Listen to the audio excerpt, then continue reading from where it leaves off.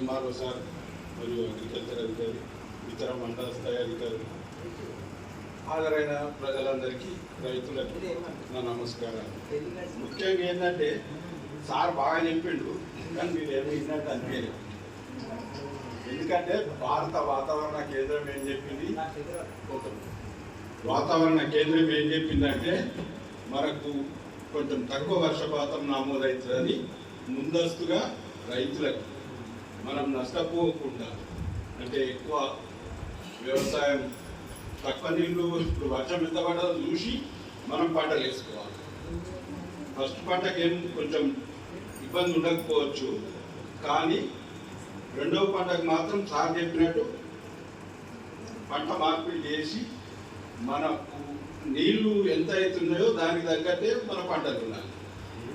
Sir ఇంకొకటి main చెప్పింది, మీకు అర్థమైందో లేదో, అది వ్యవసాయ శాస్త్రవేత్తలు చెప్పిండ్రు అన్నట్టు. ఇప్పుడు మీరు మరికొయ్య ఏ డౌట్లు ఉన్నా డైరెక్ట్గా సర్పంచ్ కానీ మన సెక్రటరీ గారు కానీ మీకు ఆ డౌట్లన్నీ క్లియర్ చేస్తాం. ఒకవేళ మీకు ఏ ఇబ్బంది వచ్చినా సరే మా మండల ఆఫీసు 24 గంటలు పనిచేస్తుంది.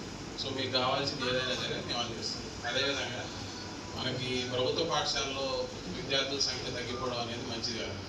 ఎందుకంటే రాను ఈ తగ్గిపోతున్న కొద్దీ ఈ రూరల్ అంటే